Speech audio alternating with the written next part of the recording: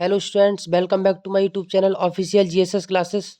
देखिए स्टूडेंट्स, आज मैं आपके लिए 12th क्लास के विद्यार्थियों के लिए आज मैं हिंदी का पेपर लेकर के आया हूं और हिंदी के पेपर को किस प्रकार से लेकर उसकी ट्रिक मैं बताने वाला हूं। अब 2 एक दिन का समय रह गया है, तो आपको ये तैयारी सही तरीके से कर लेनी है बोर्ड परीक्षा की। और हिंदी में आई होप, मैं उम्मीद करता हूँ कि आपको इस वीडियो देख करके बहुत रिलीफ मिलेगा और आप बोर्ड परीक्षा में अच्छा कर सकते हैं।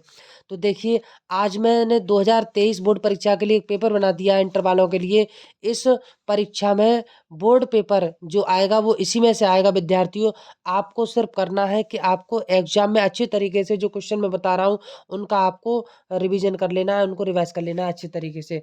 तो देखिए, हम सबसे पहले जो हमने पेपर बनाया है, जो अपने तरीके से मॉडल पेपर मैंने तैयार किया है, उसमें हम देखते हैं कि मैंने जो प्रश्न तैयार किया है आपको खंड का। तो खंड का से हम देखिए, पहला प्रश्न लेते हैं खंड का से, क्वेश्चन नंबर 1। तो हमने पहला प्रश्न लिया है, ये जो मैंने मोस्ट इम्पोर्टेंट प्रश्न लिए हैं, आप इन्हें पढ़ करके आप अपनी परीक्षा की तैयारी कर सकते हैं, अच्छी तैयारी कर सकते हैं। और जो मैं आज बता रहा हूँ बोर्ड परीक्षा में वही आने वाला है 16 तारीख के लिए। तो देखिए, इसमें हम पहला क्वेश्चन लेते हैं। क्वेश्चन हमारा पहला है कि देखिए, इसमें 5 क्वेश्चन पूछे जाते हैं और 5 क्वेश्चन दूसरे क्वेश्चन से पूछे जाते हैं। तो चलिए हम इसमें क्वेश्चन लेते हैं पहला। सरस्वती पत्रिका के प्रथम संपादक है। तो पहला क्वेश्चन है आपका, सरस्वती पत्रिका के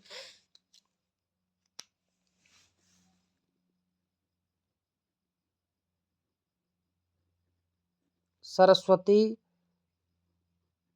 पत्रिका के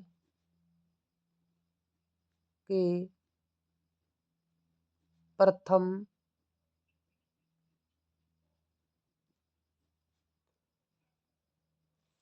प्रथम संपादक हैं। सरस्वती पत्रिका के प्रथम संपादक हैं।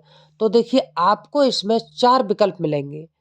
इन 4 विकल्प में से आपको एक विकल्प चूज करना है, चुनना है, जो सही है उस पर आपको टिक कर देना है।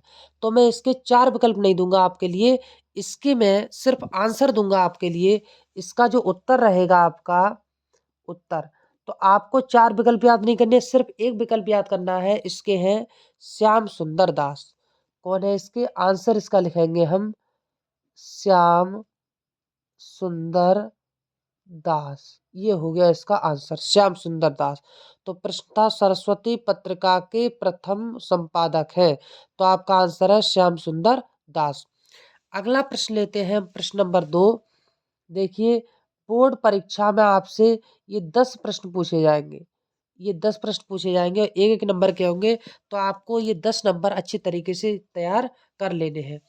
नेक्स्ट क्वेश्चन जो हम लेते हैं वो है आपका, हिंदी प्रदीप के संपादक थे। इंपोर्टेंट क्वेश्चन है आपका ये। हिंदी प्रदीप, हिंदी प्रदीप के हिंदी प्रदीप के संपादक थे के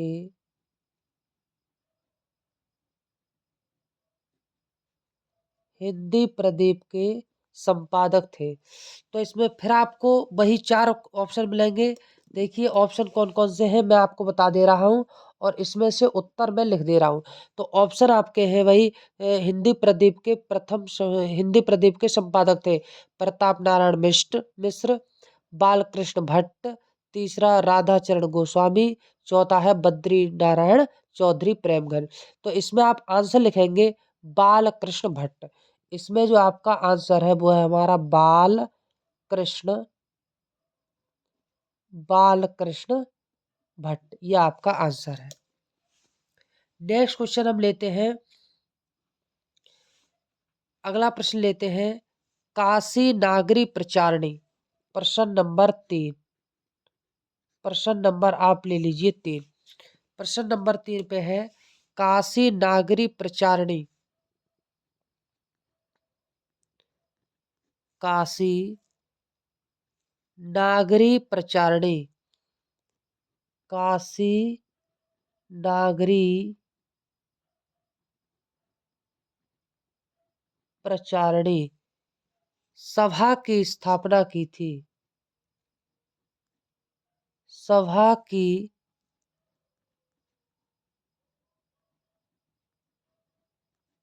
स्थापना की थी? स्थापना की थी। तो देखिए, काशी नागरिक प्रचारणी सभा की जो स्थापना की थी वो किसने की? तो आप उत्तर में लिखेंगे, इसके चार ऑप्शन हैं: श्याम सुंदर दास, गुलाब राय, सुमित्रा नंदन पंत, राय कृष्णदास। तो इसमें आपका आंसर है श्याम सुंदर दास। आपको क्या लिखना है? श्याम सुंदर दास।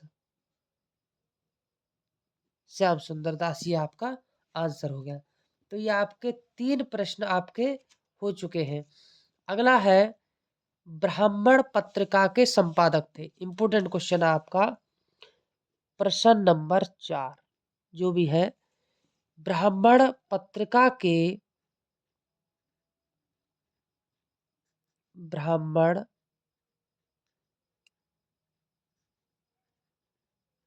ब्राह्मण पत्रिका के संपादक थे।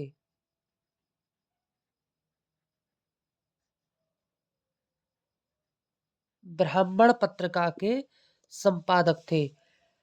तो ये प्रश्न इंपोर्टेंट है, ब्राह्मण पत्रिका के संपादक कौन थे? देखिए, पहला है बालकृष्ण भट्ट, दूसरा प्रताप नारायण मिश्र, तीसरा बद्री नारायण चौधरी और पांचवा है प्रेमचंद। तो आपका आंसर जो सही है वो है प्रताप नारायण मिश्र। तो आप यहाँ पे उत्तर लिख देंगे इसका, प्रताप नारायण मिश्र। प्रताप नारायण मिश्र। चलिए, ये क्वेश्चन आपके 4 हो गए। अब हम अगला प्रश्न लेते हैं। हिंदी का पहला प्रश्न लिखो इसमें, प्रश्न नंबर 5। प्रश्न नंबर 5, हिंदी का पहला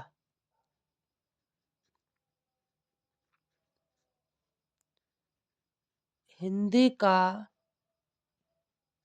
पहला मौलिक उपन्यास है।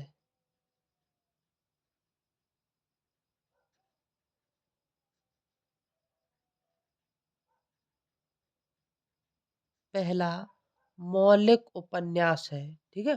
तो हिंदी का पहला मौलिक उपन्यास है। इसमें आपके 4 विकल्प मिलेंगे आपको पेपर में। क्या है विकल्प? परीक्षा गुरु, गोदान, गुनाहों के देवता, चित्रलेखा।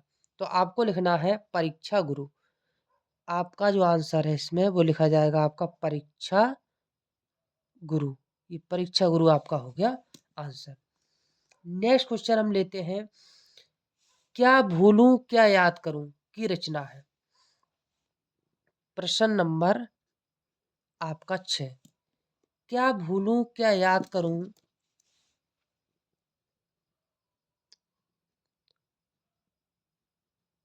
क्या भूलूं क्या याद करूं क्या भूलूं क्या याद करूं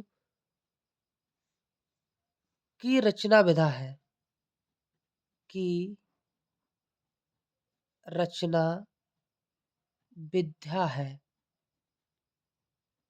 रचना विधा है। तो यहाँ पर देखिए, आपको फिर से 4 विकल्प मिलेंगे।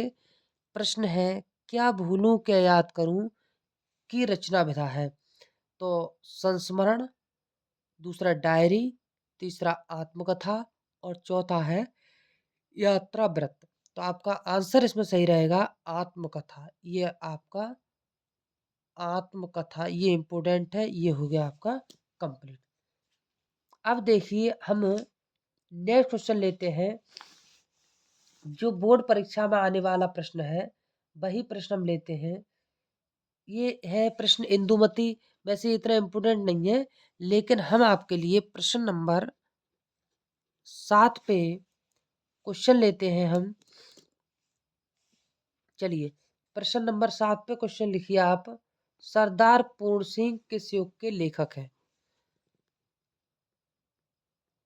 सरदार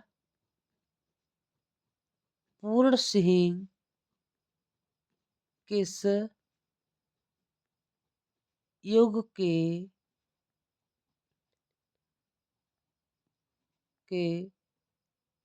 लेखक है। तो सरदार पूर्ण सिंह किस युग के लेखक हैं? अब देखिए, जो सरदार पूर्ण सिंह लेखक हैं वो किस युग के हैं?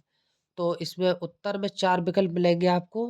भारतेंद्र युग, द्विवेदी युग, छायावाद युग और प्रगतिवाद युग। तो इसमें आंसर है आपका द्विवेदी युग। आपका आंसर जो है यहाँ पर वो है हमारा द्विवेदी युग। द्विवेदी युग के हैं सरदार पूर्ण सिंह। नेक्स्ट क्वेश्चन, चलिए ये हो गया आपका। अगला प्रश्न लिखिए, प्रश्न नंबर 8। प्रश्न नंबर हम लिखेंगे 8। तो प्रश्न नंबर 8 में लिखिए आप। प्रश्न नंबर आप 8 में लिखो, इंदुमती कहानी के लेखक हैं। इंदुमती इंदुमती कहानी के लेखक हैं।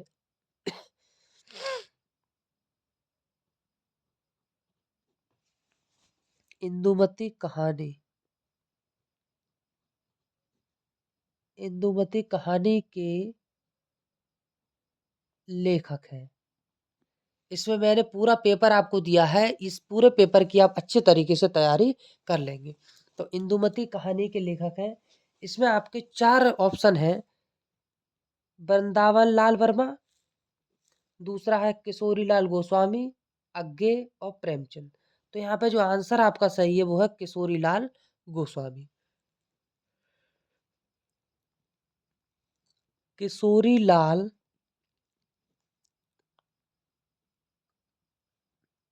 गोस्वामी, ये हो गया आपका आंसर। प्रश्न नंबर 9। प्रश्न नंबर 9। अब देखिए प्रश्न नंबर 9 आपका क्या है। प्रश्न नंबर 9 जो है हमारा वो बहुत ही मेन और इम्पोर्टेंट क्वेश्चन है। आदिकाल का एक अन्य नाम है, क्या है? आदिकाल का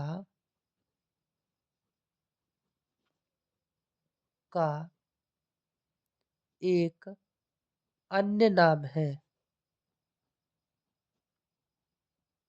आदिकाल का एक अन्य नाम है। तो इसमें आपको 4 ऑप्शन मिलेंगे। आदिकाल का एक अन्य नाम है स्वर्णयुग, सिद्ध समांत काल, श्रृंगार काल, भक्ति काल। तो आपका जो आंसर होगा वो होगा सिद्ध सामंत काल। सिद्ध सामंत काल जो है वो इसका आंसर है। अब प्रश्न नंबर 10 देखिए आप। प्रश्न नंबर 10 जो लास्ट है हमारा, प्रश्न नंबर 10 उसको लेते हैं। प्रश्न नंबर 10 जो है हमारा, अमीर खुसरो कवि है। अमीर अमीर खुसरो कवि है। अमीर खुसरो कवि है। तो इसमें देखिए 4 ऑप्शन मिलेंगे आपको। ये 10 नंबर आपके पक्के हो चुके हैं। अगर आपने इतना कर लिया तो आपके ये 10 नंबर आपके पक्के हो गए। क्या है? आदिकाल के, भक्ति काल के, रीति काल के, आधुनिक काल के। तो इसमें आंसर आपका सही रहेगा गाइस, वो है आदिकाल के। क्या है? आदिकाल के। आदिकाल के। ये आपके 10 प्रश्न कंप्लीट हो चुके हैं। इन 10 प्रश्न में से आपको बोर्ड परीक्षा में पूछा जाएगा। तो ये पेपर मैंने खुद बनाया है।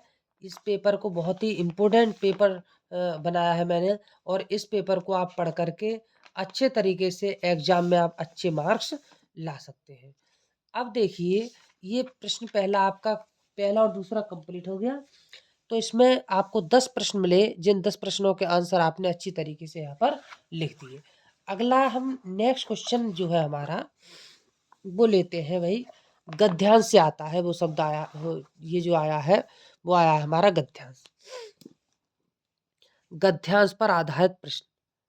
तो देखिए, अगला प्रश्न जो मिलेगा आपका वो है गद्यांश पर आधारित।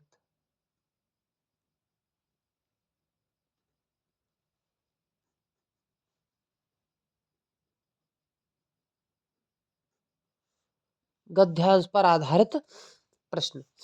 अब गद्यांश पर आधारित जो प्रश्न है आपको देखिए बोर्ड परीक्षा में एक गद्यांश मिलेगा लिखा हुआ पूरा, और उस गद्यांश के आपको क्या लिखने हैं, क्वेश्चन आंसर आपको उसमें से लिखने हैं। तो देखिए गद्यांश जो है आपको किसी भी चैप्टर का मिल सकता है, तो इसमें आपको तैयार होना है अच्छे तरीके से। इन गद्यांशों को पढ़ लीजिए और आप क्या है इसमें सही तरीके से आप एक जो टॉपिक है उसको तैयार कीजिए गद्यांश के लिए। तो देखो इस बार मेरे हिसाब से जो मैंने बनाया हुआ है वो आपका जो गद्यांश है वो आपकी बुक में या आपके पास जो क्वेश्चन बैंक है उसमें सब में आपको दे रखा होगा। देखिए इसमें जो हमने बनाया है वो है हमारा भाषा की साधारण इकाई शब्द है। शब्द के अभाव में भाषा का अस्तित्व ही दरहू है। यदि भाषा में विकासशीलता शुरू होती तो शब्दों के स्तर पर ही ये वाला बनाया है। और अथवा करके मैंने एक बनाया है, भाषा स्वयं संस्कृति का एक अटूट अंग है। संस्कृति परंपरा से निस्तृत होने पर भी ये वाला। तो ये मुझे दूसरे वाला जो गद्यांश है वो इम्पोर्टेंट लग रहा है। तो आप देखिए जो गद्यांश हमने लिया है वो है भाषा स्वयं संस्कृति। भाषा स्वयं संस्कृति। तो आप इस तरीके से देखिए लिख सकते हैं, भाषा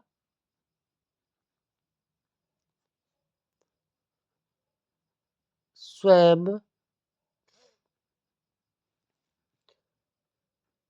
संस्कृति। भाषा स्वयं संस्कृति और डैश डैश लगा करके महती आवश्यकता है।